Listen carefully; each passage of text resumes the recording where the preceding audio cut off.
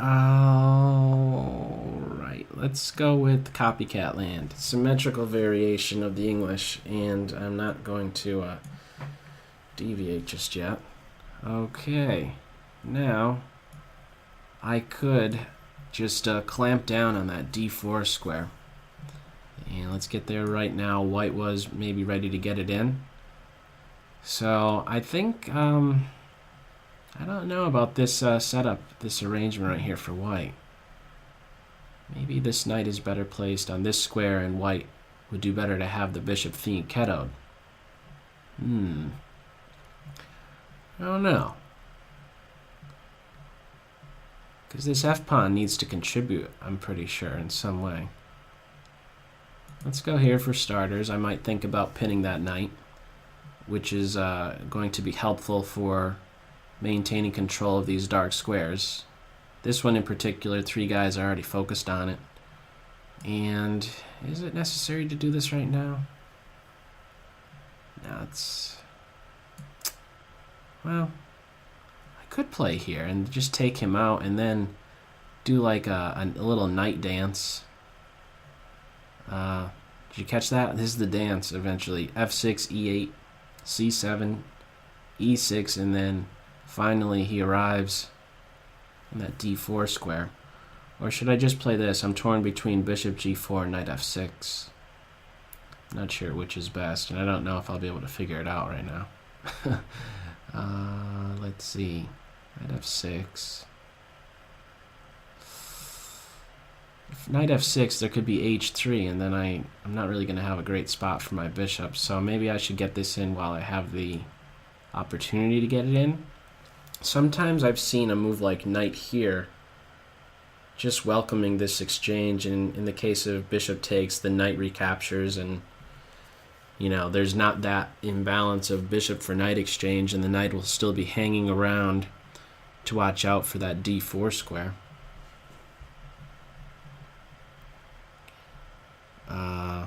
What else?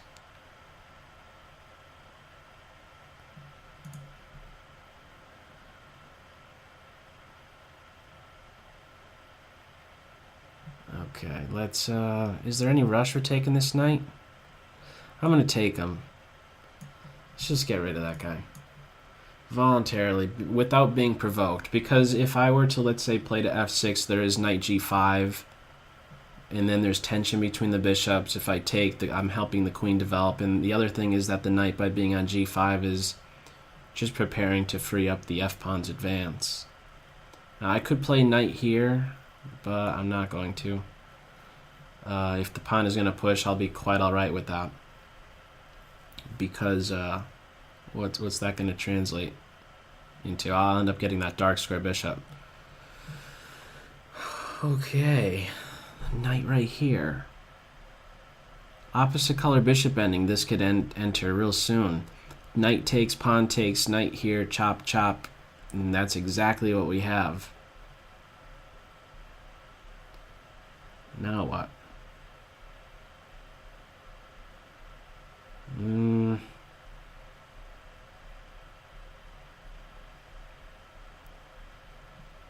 Let's see.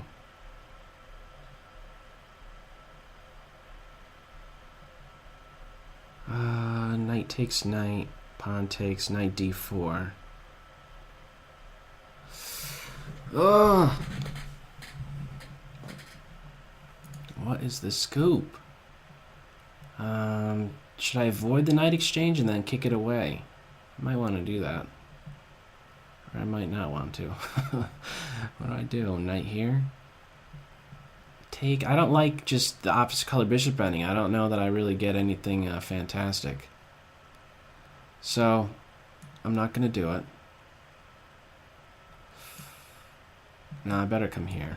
I was thinking of here and then here and here, but if I'm going to be kicking the knight away, I have to play to e6. Let me do that right now. If bishop here, that's not good because I just have pawn push and then 2 minor pieces are hit.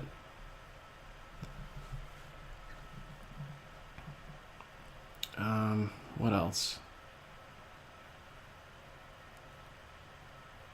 Okay, well, I think here right now.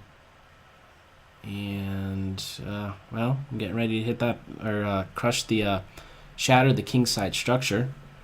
So something needs to be done with that. And, what else? Oh,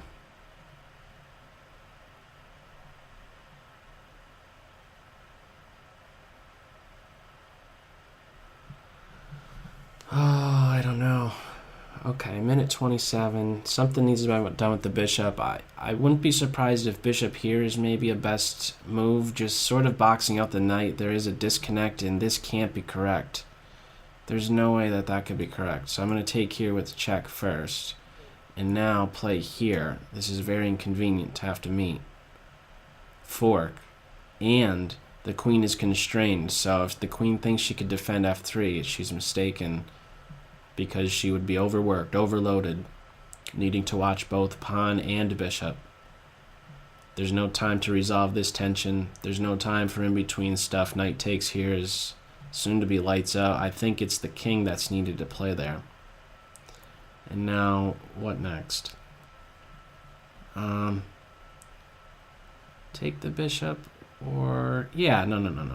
Just take that bishop. And then take here? No, I don't like that either. Let me just come right out. Bishop here could be played, and my queen only has one safe square. But I think I could eventually do what? Okay, let me just take here. I'm not seeing any in-between moves. And I'm looking to maybe get my knight on this f5 square. Okay. Interesting. Well, I better go a bit quicker, 53. Or maybe I should have tried to attack this pawn. Oh, is that working? That can't be working. This is giving the knight a good square, and... oh, the pawn could push, though. Yeah, that pawn could push. Okay. So you'll notice that since this weakness has occurred, there's places that my pieces could be sitting on. The H file, the G file. Knight f6 to h5.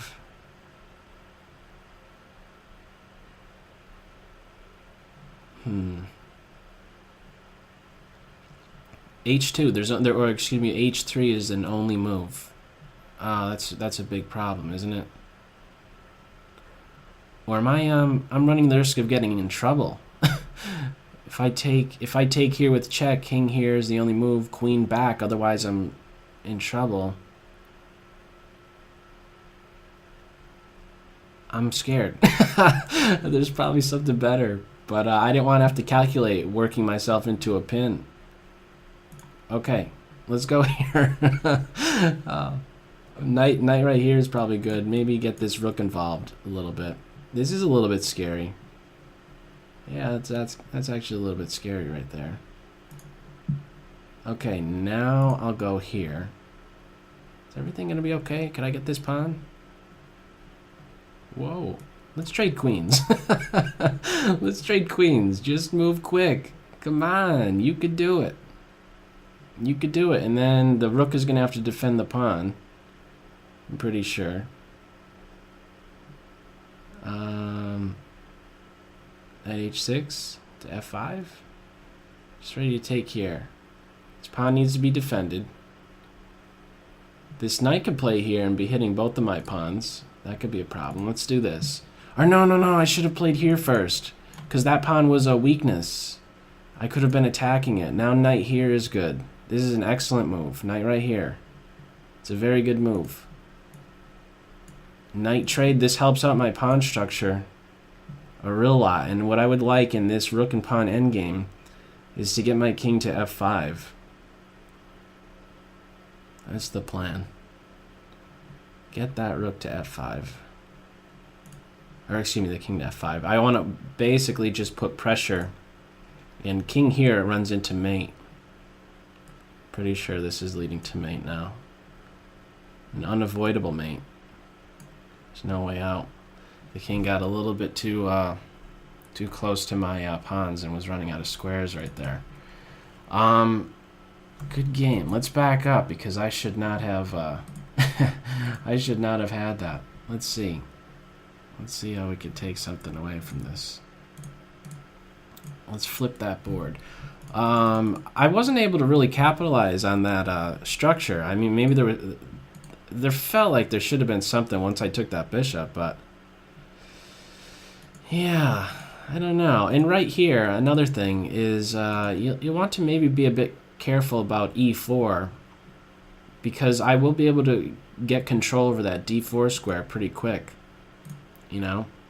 So after e4, g6, knight f3, bishop g7, d3. Yeah, I mean, because, I don't know, maybe you could switch up the move order. That's one thing to look for. Like, if you're really wanting to get in d4, maybe you can consider knight f3 right now, and after g6, you could get d4 in.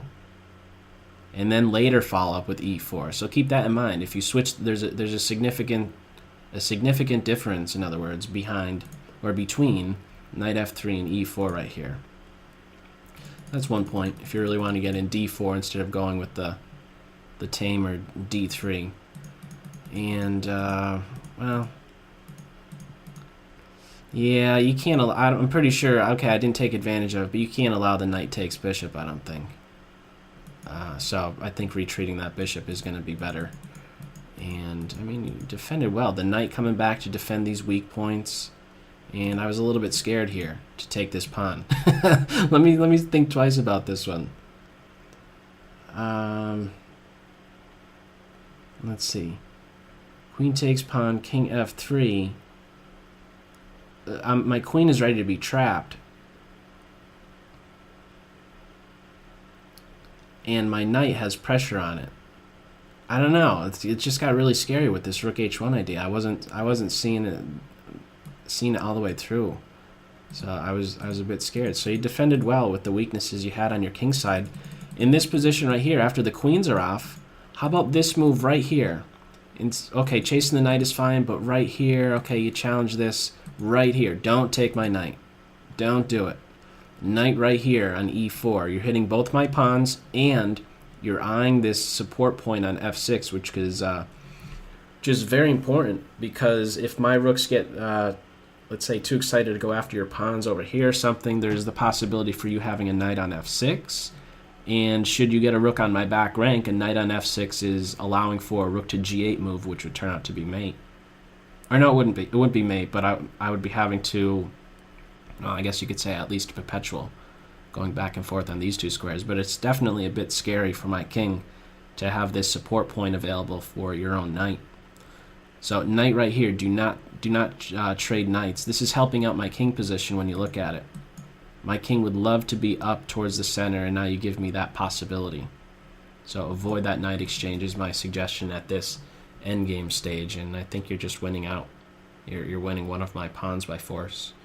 And this is going to be a very important one for me to hang on to, because if I don't have him, then your c pawn is ready to roll.